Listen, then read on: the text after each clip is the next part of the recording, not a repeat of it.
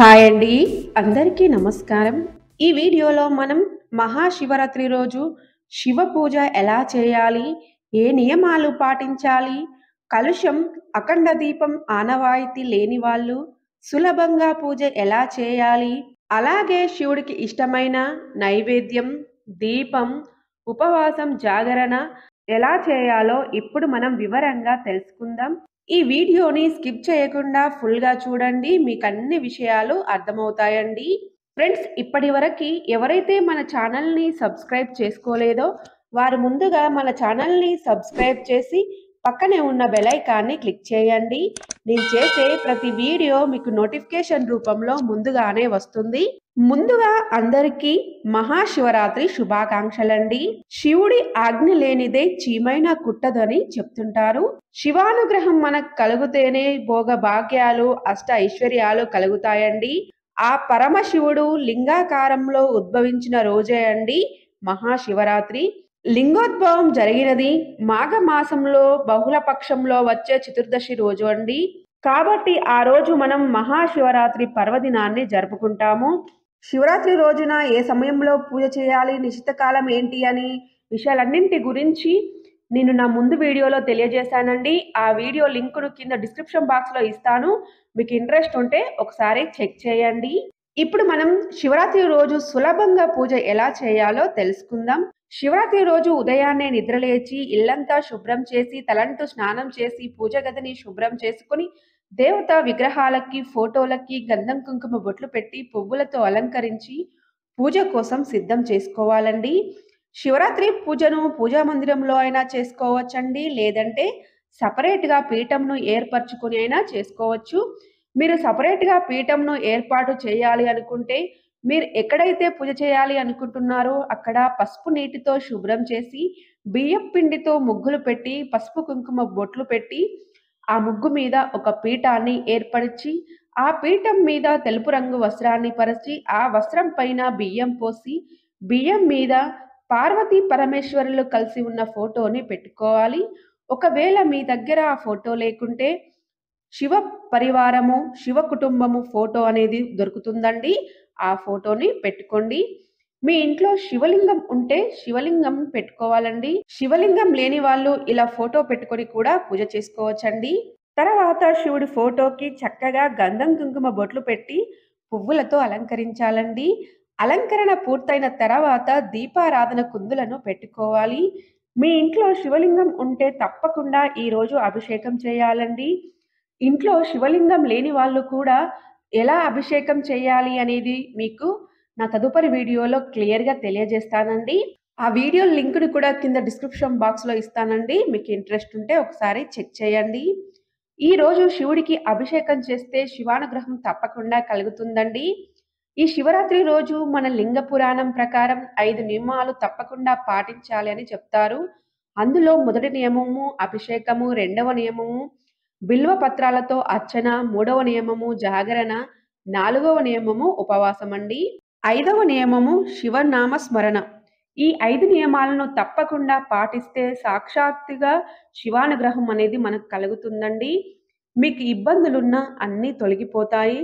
శివరాత్రి రోజు శివుడు అర్ధరాత్రి సమయంలో లింగ రూపంలో ఆవిర్భవించాడు కాబట్టి అర్ధరాత్రి సమయంలో అభిషేకం చేసినా ఏదైనా టెంపుల్లో అభిషేకం చేస్తున్నప్పుడు చూసినా కూడా శివానుగ్రహం కలుగుతుందండి. కాబట్టి శివరాత్రి రోజు శివ పూజ చేయడము ఎవ్వరూ మిస్ చేయకండి. తప్పకుండా పూజ చేసుకోండి. ఇక్కడ నేను శివుడికి ఇష్టమైన రుద్రాక్ష దీపము పెట్టుకుంటున్నానండి. మరి రుద్రాక్ష దీపం ఎలా పెట్టుకోవాలి అంటే ఇక్కడ నేను ఒక బౌల్ని తీసుకొని అందులో బియ్యం పిండి తీసుకోవాలి. ఆ బియ్యం పిండిలో కొద్దిగా పసుపు కుంకుమ వేసి కొద్దిగా పాలు పోస్తూ పిండిని ముద్దలాగా చేసుకోవాలండి. రుద్రాక్ష దీపం అంటే శివుడికి చాలా ఇష్టమండి. అఖండ దీపం పెట్టని వాళ్ళు శివుడికి ఇష్టమైన రుద్రాక్ష దీపము, కొబ్బరికాయ దీపం పెడితే శివానుగ్రహం తప్పకుండా మీకు కలుగుతుందండి. ఇలా పిండి దీపాన్ని తయారు చేసి శివుడి యొక్క నామాలను పెట్టుకుంటున్నానండి. గంధం కుంకుమలతో శివుడి నామాలను ఇలా చక్కగా పెట్టుకున్నాను చూడండి. తర్వాత ఇలా శివుడి ఫోటో ముందు ఒక ప్లేట్ పెట్టుకొని ఆ ప్లేట్కు చక్కగా గంధం కుంకుమ బొట్లు పెట్టి ఆ ప్లేట్ మీద ఈ దీపాన్ని పెట్టుకోవాలండి. అందులో నువ్వుల నూనె పోసి పువ్వొత్తులను వేసి ఆ దీపం చుట్టూ రుద్రాక్షలను పెట్టుకోవాలండి. రుద్రాక్షలు 1 గాని, 3 గాని, 5 గాని మీ దగ్గర ఎన్ని ఉంటే అన్ని ఇలా పెట్టుకోవాలండి. నాకైతే ఈ రుద్రాక్షలు కోటి దీపోత్సవంకు వెళ్ళినప్పుడు అక్కడ ఇచ్చారండి. ఈ రుద్రాక్షలతో అక్కడ శివుడికి పూజ చేసి ఇంటికి తీసుకొని వెళ్ళమని చెప్పారండి. సో, అక్కడ ఉన్న శివలింగానికి ఈ రుద్రాక్షలతో పూజ చేసి నేను ఈ రుద్రాక్షలని ఇంటికి తెచ్చుకున్నానండి. ఆ శివుడి అనుగ్రహం వల్లే మా ఇంటికి కార్తీక సోమవారం నాడు రుద్రాక్షలు వచ్చాయండి. ఆ దేవుడు నన్ను అనుగ్రహించాడు అనుకున్నానండి ఆ రోజు నేను. నాకైతే చాలా సంతోషం అనిపించిందండి. ఈ రుద్రాక్ష దీపంతో పాటుగా కొబ్బరి దీపం వెలిగిస్తే మీకున్న అష్ట కష్టాలన్నీ తొలగిపోతాయండి. తర్వాత దీపారాధన చేయాలండి. ఈ రుద్రాక్ష దీపాన్ని వెలిగించి పూజను మొదలుపెట్టాలండి. ముందుగా మనం ఏ పూజ చేసినా గణపతిని పూజించాలి కాబట్టి గణపతిని పీఠం మీదికి ఆహ్వానించి పంచోపచార పూజ గాని, షోడశోపచార పూజ గాని చేయాలండి. తర్వాత గణపతికి నైవేద్యం సమర్పించాలి. నైవేద్యంగా చిన్న బెల్లం ముక్కను గాని, అరటి పండును గాని, లేదంటే ఏవైనా పండ్లను నైవేద్యంగా నివేదించి కర్పూర హారతి ఇవ్వాలండి. గణపతి పూజ పూర్తయిన తర్వాత శివ పార్వతులను పూజించాలండి.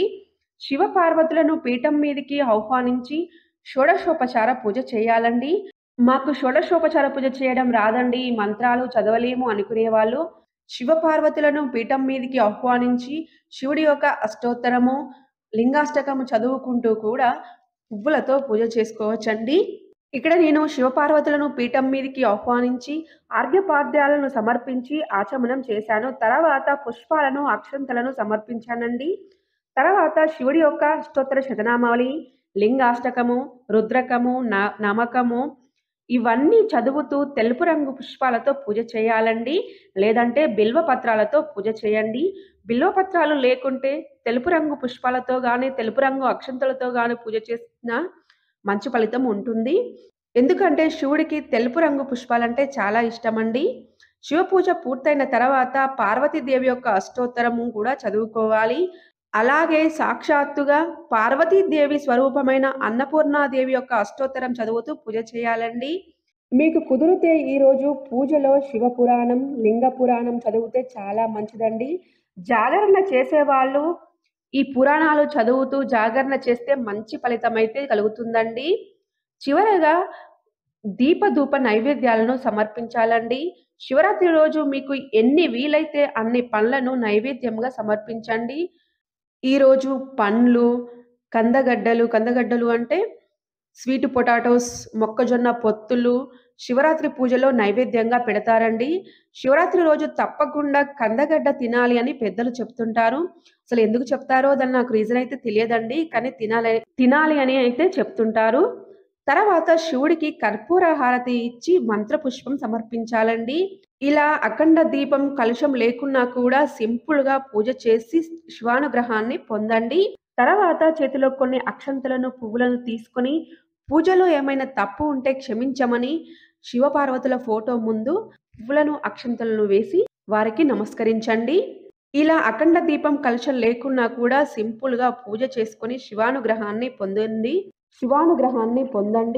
మీ అందరికీ శివపార్వతుల అనుగ్రహం కలగాలని నేను మనస్ఫూర్తిగా కోరుకుంటూ ఇంతటితో ఈ వీడియో పూర్తయిందండి. ఫ్రెండ్స్, నా పూజా విధానం మీకు నచ్చినట్లయితే తప్పకుండా లైక్ చేయండి. మన ఛానల్‌ని సబ్స్క్రైబ్ చేయండి. Thank you for watching.